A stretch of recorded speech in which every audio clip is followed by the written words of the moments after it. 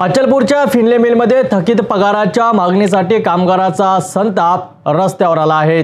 दोन कामगार मनोज सूर्यवंशी आणि विकेश उगडे चिमणीवर चढले, तर 16 कामगारांनी आर्थिक संकटामुळे आत्महत्येचा कटू मार्ग निवडला। पत्रकारांना प्रवेश बंदी, महाप्रबंधक अमित कुमार सिंग यांचा इन कॅमेरा चर्चेला नकार आणि अधिकाऱ्यांनी पत्रकारांना लोटलाट। काय हे संपूर्ण प्रकरण पाहूया आमच्या सविस्तर रिपोर्टमध्ये।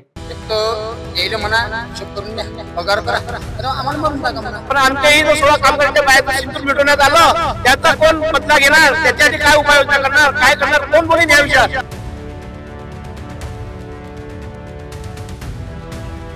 अचलपूर तालुक्यातील फिनले मिल, जिथे 22 महिन्यांचा थकीत पगार आणि चालू वर्षांच्या 7 महिन्यांचा पगार न मिळाल्याने कामगार हवालदिल झाले आहेत। 6 सप्टेंबर 2008 रोजी भारताच्या पहिल्या महिला राष्ट्रपती प्रतिभाताई पाटील यांच्या प्रयत्नाने नॅशनल टेक्सटाईल कॉर्पोरेशन लिमिटेड द्वारा सुरू झालेली ही मिल कोरोना काळात बंद पडली। 13 महिन्यांच्या उपोषणानंतर पालकमंत्री चंद्रशेखर बावनकुळे आणि माजी खासदार नवनीत राणा यांच्या प्रयत्नाने मिल पुन्हा सुरू झाली, पण कच्च्या मालाच्या कमतरतेमुळे अवघ्या 4 महिन्यातच पुन्हा बंद। या आर्थिक संकटामुळे आतापर्यंत 16 कामगारांनी आत्महत्या केल्या। थकीत पगाराच्या मागणीसाठी मनोज सूर्यवंशी आणि विकेश उगडे या 2 कामगारांनी मिलच्या चिमणीवर चढून आंदोलन केलं।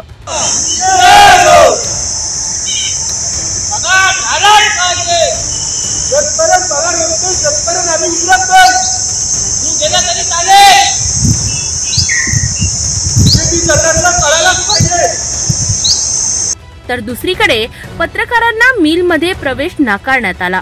महाप्रबंधक अमित कुमार सिंह यांनी पत्रकारांसमोर इन कॅमेरा चर्चा करणार नाही, अन्यथा कोणतीही चर्चा होणार नाही अशी धमकी दिली।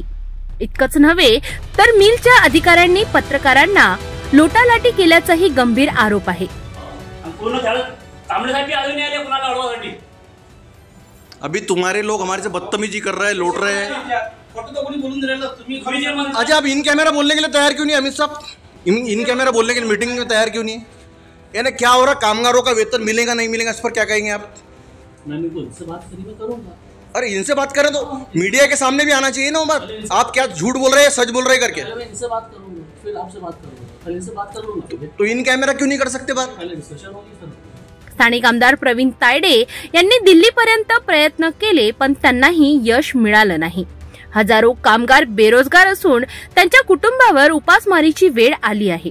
आता प्रश्न आहे, कामगारांना न्याय मिळणार की हा अन्याय असाच सुरू राहणार? चालू करण्यासाठी कामगार सतत प्रयत्न करत आहे, पण वरिष्ठ किंवा वरचे पदाधिकारी यावर काहीच लक्ष देऊन नाही राहिले। आज प्रत्येक जणांना आपापली व्यथा मांडली, नवीन त्यात काही सांगण्यालायक काही आहे नाही। बाहेर काम करू शकत नाही, कारण इकडे फंड कटतो। एका फंड नंबरवर 2 फंड कापता येत नाही। दुसऱ्या ठिकाणी आम्ही कामाला जाऊ शकत नाही, कारण इथचं आमचं अजून बाकी आहे। आम्ही तिकडे जर कामाला गेलो तर इथं सर्व पाणी फेरलं जाईल। नवीन नवीन गोष्टी लक्षात का येतात माणसाला। आजच्या तारखेत जर 500 रुपयाची नोट जर मार्केटला घेऊन गेला व्यक्ती, तर त्या 500 मधून 5 रुपये परत आणत नाही। महागाई एवढी वाढलेली आहे। रोजच्या तारखेत जर पाहिलं तर लहान मुलांपासून काय खायला लागते, वरच्यांना काय खायला लागते, घरात वयोवृद्ध व्यक्ती आहे, त्यांच्या औषधीचे पैसे कुठून आणणार व्यक्ती? 400-300 रुपये रोजंदारीच्या वरतीकडे रोज भेटत नाही, रोज काम भेटत नाही। आणि इतक्यांदा सांगूनही वरचे अधिकारी काही कानावर घेत नाही। मी कार्यरत आहे आपला कपडा खात्यामध्ये। पगार एक तर आज झाले 7 महिने हे झाले, 23 महिने ते झाले, पगार हाही नाही। विषय काय झाला, एक तर मरा की जगाव यायले विचारून घ्या। हे कधी म्हणत असेल मरून जा, उद्याच फाशा घेतो। येणं कधी म्हटलं मरून जा, काही करा काही करा, एक तर पगार नाही करून आले, कष्ट नाही करून आले। आमची अशी कंडिशन झाली आहे, म्हटलं घरी खाऊ काय, कामं करून आले दुसऱ्याच्या इकडे, ते पगार देऊन राहिले। ते म्हणतात तुम्हाला गरज आहे, तुम्ही आमच्या इकडे काम करा। हे आमचं सगळं येणं पुरा भट्ट्याबोळ केला। काहून केला? यायला गरज नाही आहे, गरज आम्हाला आहे। आता याच्यात सांगा तुम्ही, मोदी सरकारले सांगून परेशान झालो। त्याच्यानंतर जेवढी आहेत, आपला कपडा मंत्री झाला, हे सगळे झाले, सगळेले सांगून परेशानी एवढी झाली, म्हटलं की कोणीच आमच्या कामगारावर दखल घेऊन राहिलं, तर त्याच्यावर काय करावं ते समजून राहिलं। यायला काय म्हणून परेशान झालं, एक तर यायला म्हणा हिशोब करून द्या, पगार करा, तर आम्हाला मारून टाका म्हणा। एक तर तुम्ही ते सिंदूर केलं तसं सारखं आम्हाला मारून टाका, नाही मग आमचं काही ना काही इकडे हे करा म्हणा, नाही तर मग छप्पा सांगून द्या म्हणा, आम्ही इथंच टाकतो. तेवढ्या गाडीतच आहे. काय सांगावं आता, अरे एवढी फाटकी कंडिशन झाली. आता याच्यातली लय झालं नाही आहे, म्हटलं रडून राहिले बिचारे. शाळेच्या फिया भरायले पैसे नाही आहे त्याचे, आम्हाला आमचे पोरायचे यांनी भेटून राहिले, ईशा मार्गशीटाने भेटून राहिले. काय करू, रडावं आता, स्वतः इथं कापावं आम्हाला. काय पहा बा, आता काही होत असेल तर करा म्हणा. पगार नाही करून राहिले, काही नाही करून राहिले, काय करावं आता, याचे विचार आहे. ते मिल बंद झालेला होता.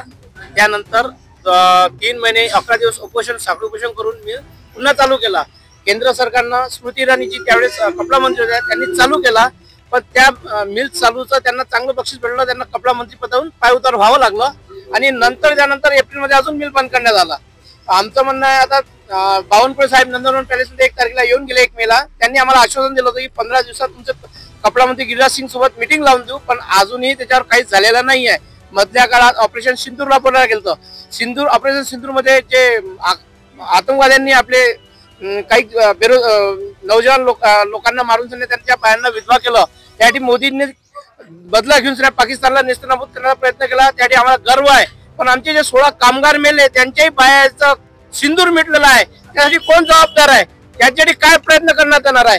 16 बायांचं सिंदूर गेलं. आज ऑपरेशन पुऱ्या देशात मिरवणूक काढून राहिले, ऑपरेशन सिंदूर राबून राहिले. तुम्ही गुणगान करून राहिले की आम्ही हे केलं आम्ही ते केलं, पण आमच्याही जर 16 कामगारांच्या बायाचं सिंदूर मिटवण्यात आलं, त्याचा कोण बदला घेणार, त्याच्यासाठी काय उपाययोजना करणार, काय करणार, कोण बोलेन या विषयावर कोणीच बोलायला तयार नाही आहे. आमचं नरेंद्र मोदी आणि अमित शहा यांना पण हा प्रश्न आहे की आमच्या कामगारांचा आता गेले 16 जणांचे मिटले, पण आता समोर मिटू नका देऊ. ऑपरेशन सिंदूर जे खऱ्या अर्थानं कामगारांचंही आहे ते पण राबवा आणि त्यांच्या रोजीरोटीचा सवाल आहे तो पण व्यवस्थित करा. हेच आमचं त्यांच्यापर्यंत आमचं मागणी आहे. जे फिरायला गेले होते पहलगाम, त्यांना महाराष्ट्र शासनाने प्रत्येकी 50 लाख रुपये दिले, परंतु फिनले मिलच्या कामगारांनी आत्महत्या केली. त्यांच्या परिवाराला काही शासनाची मदत झाली? महाराष्ट्र शासनाची काहीच मदत झालेली नाही. आम्ही वारंवार महाराष्ट्र शासनाला हे निवेदन दिले. ते केंद्र सरकारच्याच भेटत आहे की आम्ही 22 करोड देतो, 23 करोड देतो, असं करा तसं करा. पण आम्ही त्यांना हे सांगितलं का हे नाही ऐकत. तुमची सरकार खाली आहे, तुमची सरकार वरत आहे. मोदी तुमचाच माणूस आहे, फडणवीस तुमचेच आहे, तर तुमची नाही ऐकत तर तुम्ही कमसे कम ह्या कामगारांसाठी काही ना काही, यांना वयोगट यांची 25 ते 30 वयोगटातले पोरं आहे, सर्व नौजवान आहे, सर्व हे आहेत, त्यांना तुम्ही कमसे कम काही दिवसासाठी तुमच्या महाराष्ट्र सरकारच्या काही कोणत्याही खालच्या दर्जाच्या त्याच्या सेवेत रुजू करून घ्या. कमसे कम त्यांचा रोजीरोटीचा प्रश्न मिळेल, पण त्याच्यावरही कोणीच काही उत्तर देत नाही आहे, कोणीच काही बोलायला तयार नाही आहे. आणि वरतं तर चू नाही रेंगत आहे. आज बेकार कंडिशन कामगार आलेली आहे आणि काही कामगार अजूनही अशा परिस्थितीत आलेले आहे की त्यांचा अजून जीवनाचा पुढचा काय हाही विचार द्यायचा नाही आहे की पुढं काय करतील. उद्या कानावर अशी न्यूज येऊन की कोण काय केलं कोण काय नाही केलं, हे कंडिशन कामगारावर आलेली आहे. तर कोण याचा जबाब कोण देईन, उत्तर कोण देईन, हे अजूनही आम्हाला काहीच माहित नाही आहे. कामगारांचा वाली कोण आणि ज्या प्रकारे ऑपरेशन सिंदूर केलं त्याचं अभिनंदन सुद्धा करत आहे, परंतु या जे 16 कामगारांनी आत्महत्या केल्या त्यांच्या ज्या पत्नी आहे त्यांचं सिंदूर सुद्धा गेलेलं आहे. त्यासाठी सुद्धा मोदी आणि शहा यांनी विचार करावा, या प्रकारची मागणी सुद्धा होत आहे. मी कॅमेरा पर्सन धीरज सोबत नितेश किल्लेदार, सिटी न्यूज अचलपूर. फिनले मिलच्या कामगारांचा लढा हा केवळ पगाराचा नाही तर त्यांच्या हक्काचा आणि कुटुंबाच्या जगण्याचा आहे. प्रशासन कधी दखल घेणार, सरकार कधी पावलं उचलणार, हा प्रश्न अनुत्तरित आहेत. आमच्यासोबत जुळत राहा. तोपर्यंत पाहत राहा सिटी न्यूज.